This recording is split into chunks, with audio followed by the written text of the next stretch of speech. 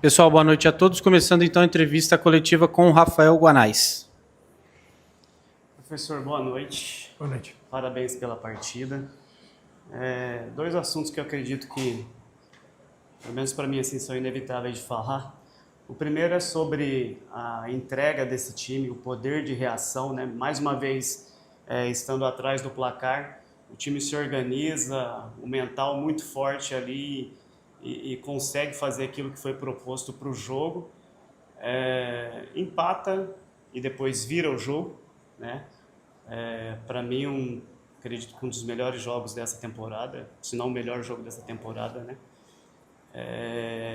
E depois as polêmicas, que eu sei que o senhor não gosta de falar, mas para esse jogo de hoje é praticamente inevitável não falar, dado todas as circunstâncias do jogo, né, em relação à interferência da arbitragem diretamente no resultado da partida.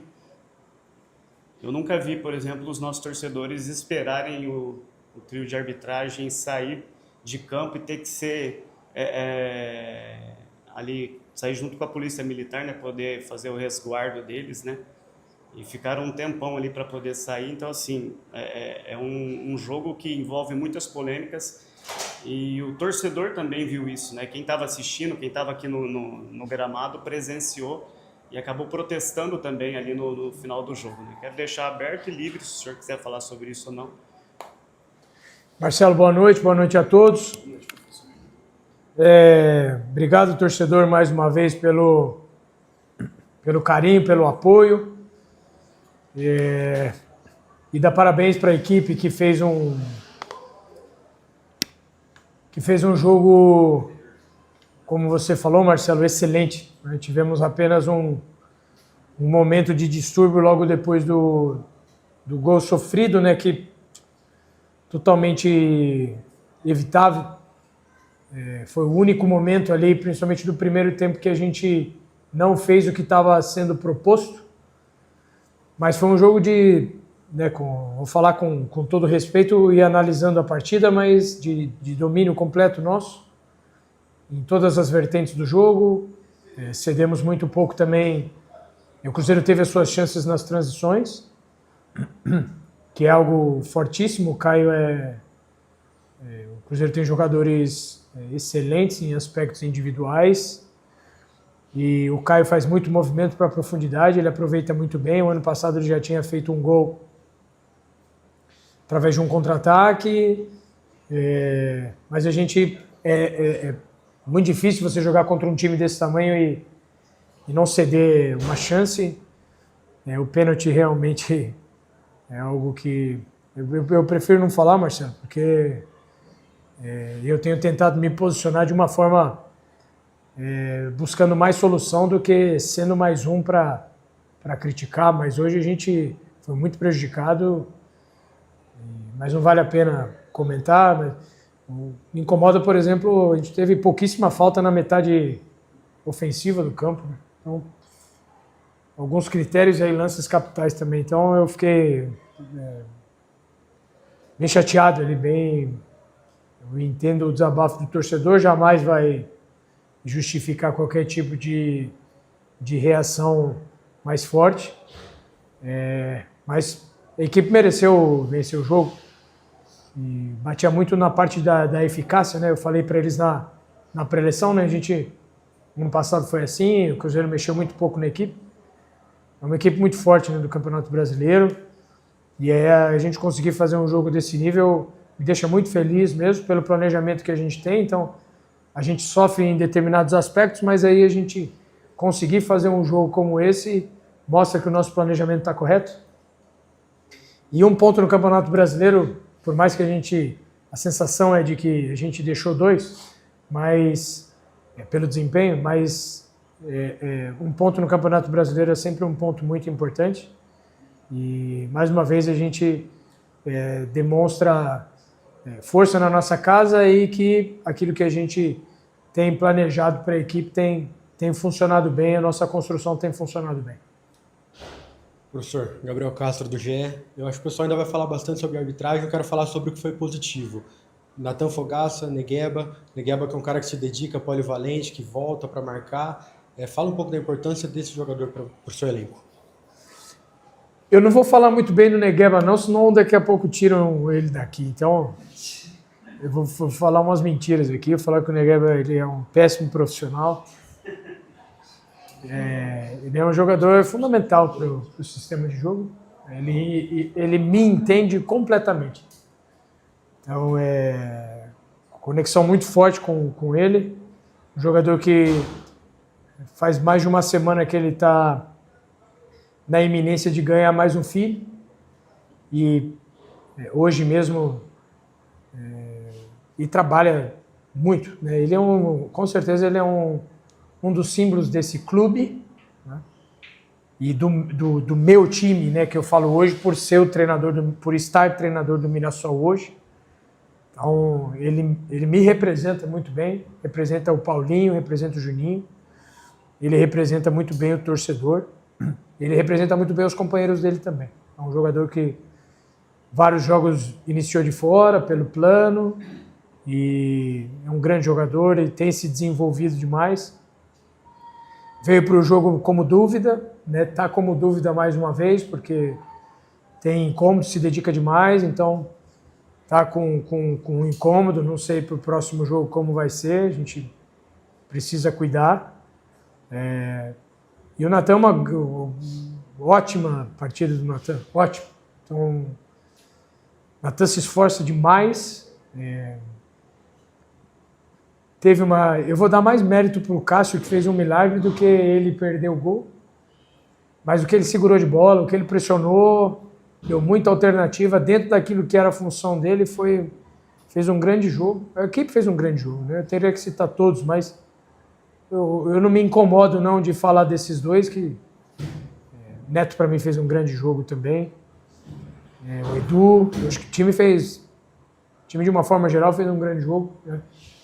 O jogo do Capivariano mesmo, que a gente fez todas as trocas ali e sai incomodado e tal, mas depois com calma, estudando mais o jogo, teve bastante coisa boa também. Então, para quem está chegando agora, é sempre complicado, mas a equipe teve uma ótima sintonia. Eu ouvi essa palavra agora e eu vou compartilhar com vocês. Então, destaques individuais são sempre importantes. O Walter sempre muito bem em relação à leitura, né, em relação à fase ofensiva, e é um goleiro decisivo também. Então, a equipe de uma forma, os dois zagueiros muito bem, a equipe bem. Muito satisfeito, muito feliz com o rendimento coletivo e individual. E aí a gente vai encontrando o nosso caminho para que a gente possa se fortalecer.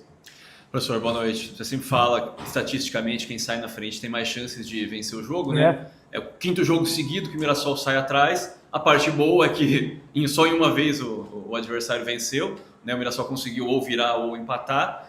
Mas então, queria que o senhor falasse sobre a força, né, desse time em buscar o resultado, já que as estatísticas dizem o contrário. E se isso te preocupa, o que você pensa em fazer para evitar que o time saia atrás, enfim. Essa é boa, Rafa. Isso me incomoda muito, para ser sincero, cara. Esse é o ponto. Ainda bem que você toca nesse ponto, porque ele é uma crítica construtiva para nós. E muita força que se faz, e aí temos força para fazer. Mas fazer gol é sempre muito difícil, né? Ainda mais num jogo como esse. A gente estava com bastante volume, mas é sempre muito difícil. Então, foi exatamente no momento que me incomoda do nosso desempenho que a gente para de fazer o que está planejado. Então, começa a ter muita retenção da bola e começa a forçar muito os passes em determinadas zonas onde o Cruzeiro estava bem posicionado. E aí eles são muito fortes no contra-ataque. Então é uma coisa que não estava no plano, né? Então, saiu do plano, aí sai um pouco da minha mão também. Então, esse incomoda. Incomoda pode acontecer, temos força para recuperar, mas esse é um ponto que nós tem que parar. Tem que parar de acontecer, porque quando não sai o gol, aí custa muito caro. Custou caro no Campeonato Paulista. Então, os alertas precisam ser feitos, tomar cuidado, porque são seres humanos, então se a gente sempre entra com medo de tomar o gol, isso vai inibir a coragem de tentar. Então nós temos que amadurecer sempre em relação àquilo que nós podemos melhorar. Então, eu prefiro focar, Rafa, naquilo que é o plano do jogo. E graças a Deus teve a pausa ali, porque depois da pausa voltamos. Né? Porque a gente quase tomou um segundo gol, porque a gente deu uma apagada boa. E aí a gente volta, né? Foi uns 20 e tantos minutos brilhantes da equipe e a gente parou de fazer em 5 minutos. Foram 5 minutos que o Cruzeiro foi melhor que nós. O restante a gente foi muito bem. Então, eu estou nesse ponto aí, né? De não podemos ter medo de tomar. Ao mesmo tempo, a gente precisa estar concentrado para ter a convicção de que o plano bem executado ele tem uma tendência muito grande de nos trazer resultado. E hoje que eu gostei, no 2-1 a equipe manteve o padrão. Esse é o ponto legal. Continuamos tocando, continuamos buscando o terceiro gol, fizemos. Eu dei um pique de 77 metros e não valeu o gol, mas valeu a pena. Valeu, sempre vale a pena, mas são pontos que a gente quer, nesse nível de jogo que a gente está jogando, nível de competição, é um ponto que a gente pode evoluir bem. Professor, boa noite. Hoje o elenco mostrou mais uma vez que, além de ser um elenco reativo, trabalha muito bem a bola no coletivo, tirando os intempéries da arbitragem, que eu também não vou comentar. Mas o que o senhor viu na beira do gramado que em outros jogos até então não teria acontecido? Sérgio, essa conexão e uma maior demonstração das relações estarem bem estabelecidas, né? Então, por exemplo, no jogo contra o Capivariano, quando a gente faz tanta troca como fez, a gente trocou praticamente, acho que o time todo, né, de um jogo para o outro, e são riscos, né? São riscos, porque coloca para jogar, pode machucar, tal. Então a gente tem que as consequências das nossas decisões. Ao mesmo tempo, o desempenho da equipe hoje mostra que a decisão foi correta. Então é muito difícil para quem joga quando troca todo mundo. Eu falei para eles que é muito mais fácil entrar num time como o de hoje, que está se entendendo melhor. Então, para quem está chegando, então, por exemplo, o Galeano, para o Mugni, para o Everton, entrar em determinado momento da partida com um time que está bem encaixado, está com uma boa sintonia, está com uma boa leitura daquilo que está acontecendo no jogo, vai privilegiar o rendimento individual deles. Então, isso foi o que eu mais gostei do time hoje. Nesses 5 minutos ali a gente pecou, mas no mais a gente estava muito conectado com o plano do jogo e a sintonia entre eles me agradou demais em relação aos pontos que a gente queria explorar e aquilo que essas relações vão potencializando para que eles possam jogar melhor coletivamente e individualmente também. Professora, pergunta aqui agora do grupo, o PH Borges, do Mirassol na Veia, quer saber o quanto essa semana cheia de preparação, treinamentos e descanso dos jogadores que não viajaram para Capivari, o quanto isso fez diferença para esse jogo impositivo, dominante, de muita intensidade do Mirassol hoje, que o tempo todo fez por merecer vencer o jogo. Não, perfeito, total. Bate muito com isso que o Sérgio, uma está linkada à outra, e é o preço que a gente precisa pagar. Eu entendo o lado passional do torcedor, mas a gente está aqui para tomar as decisões, né? E tudo construído, bem alinhado com o Juninho, com o Paulinho, pensando sempre no melhor para o Mirassol, né? Sempre no melhor para o Mirassol. Então, à medida que a gente vai conseguindo nós vamos ter um tempo para o jogo da Portuguesa, não, mas a gente consegue ter, e nós vamos buscar essa classificação aí. A gente quer fazer um grande jogo domingo e com fé em Deus os resultados vão nos ajudar para a gente ter mais uma oportunidade no Campeonato Paulista.